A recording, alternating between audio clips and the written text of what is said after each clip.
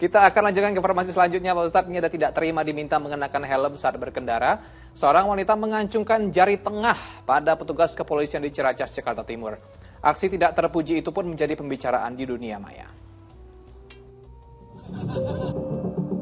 Aksi tidak terpuji seorang pengendara motor ini dilakukan usai petugas kepolisian memberikan teguran untuk memakai helm saat berkendara. Namun tak disangka teguran polisi ditanggapi dengan aksi tidak terpuji sang pengendara yang justru mengacungkan jari tengah pada petugas. Video yang direkam oleh pengendara lain ini pun menjadi viral saat diunggah ke jagat maya.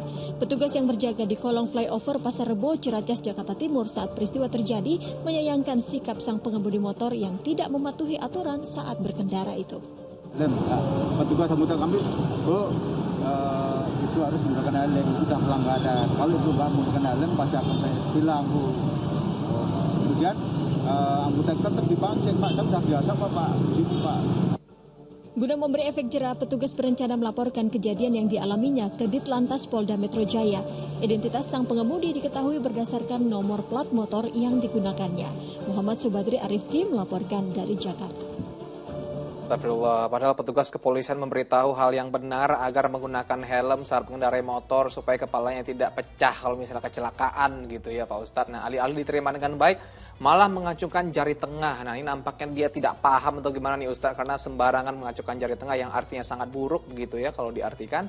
Jadi kita tidak boleh merasa sok berani atau sok keren gitu, apalagi melawan aparat seperti ini. Nah Pak Ustadz, memang mengakui kekalahan dan kesalahan itu sikap yang berat untuk dilakukan, bahkan demi menyelamatkan diri, tak menutup kemungkinan pelaku bisa mengkambing hitamkan seseorang. Nih Ustadz, boleh ceritakan secara singkat Ustadz kisah Rasulullah SAW yang pernah melakukan kesalahan dan dengan gentle gitu, mengakui kesalahannya gitu Ustadz, bukan malah mengacungkan jari tengah gitu Ustadz.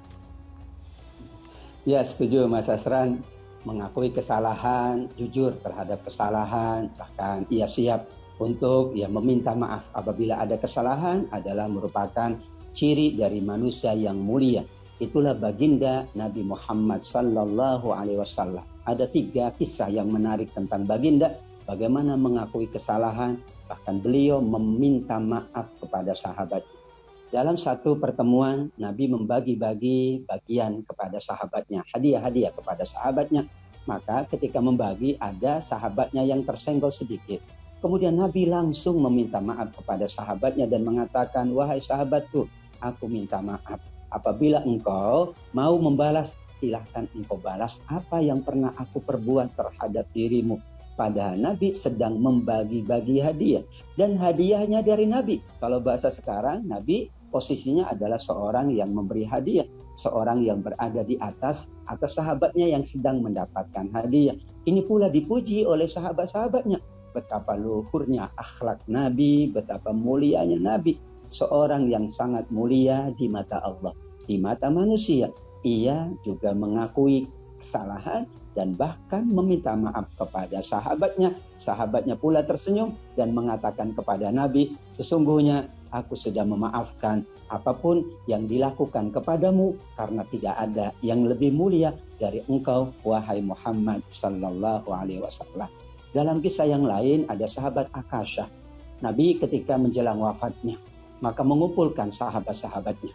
Nabi meminta Bilal untuk mengumpulkan sahabat di masjid. Maka sahabat berkumpul semuanya. Dan apa yang dilakukan oleh Nabi? Nabi menyampaikan nasihat, petua, wasiat. Terakhirnya Nabi menyampaikan pertanyaan. Wahai sahabatku, siapa di antara kalian yang pernah aku sakiti?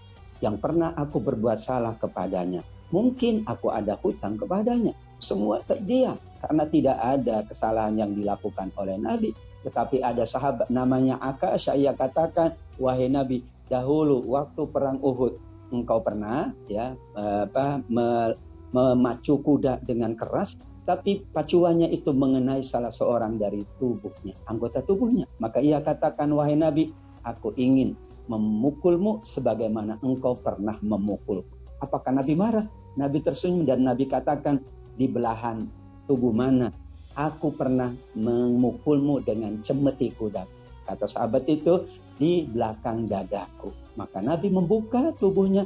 Namun apa yang dilakukan oleh Akasyah? Ia memeluk Nabi, mencium Nabi, dan ia katakan, aku ingin kulitku menempel dengan kulitmu, kulitmu yang sangat mulia. Demikian juga waktu sholat, Nabi pernah salah dalam melafalkan ayat atau terlupa dari bacaan ayat. Di belakang sahabat terdiam semuanya karena segan dengan Nabi. Kemudian setelah sholat, Nabi bertanya kepada sahabatnya Umar bin Khattab, "Wahai Umar, kenapa engkau diam? Kenapa yang lain pula diam? Aku tadi sepertinya tersalah di dalam membaca ayat Al-Quran."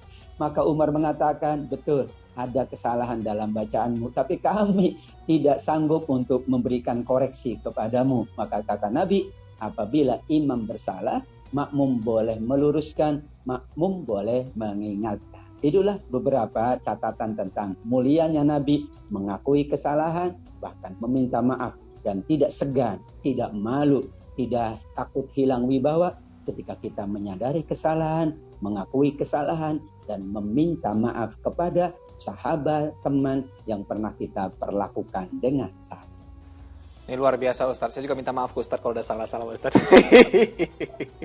Nah Pak Ustadz, kalau kita berbicara soal kerendahan hati, kita berbicara soal Rasul gitu Ustadz. Tentu kan ini seseorang yang sangat mulia gitu Ustadz. Tapi bagaimana kalau misalnya orang seperti kita gitu Ustadz? Karena minta maaf itu adalah sikap yang mulia, tapi kan gengsi orang seperti kita ini kan tinggi gitu Ustadz. Aduh malu gitu mau minta maaf gitu. Nanti saya jadinya kayak di bawah dia gitu Ustadz, ngerasa kalau misalnya kita minta maaf kita yang salah gitu Ustadz. Padahal sebenarnya mungkin bisa saja orang itu yang salah.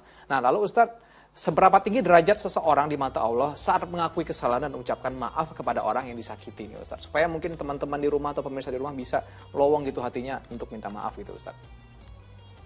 Ya Mas Asran, Allah Subhanahu wa Ta'ala mengangkat siapapun yang mengakui kesalahan, meminta maaf, diangkat derajatnya menjadi orang-orang yang bertakwa sesuai dengan surat Ali Imran ayat 134-135.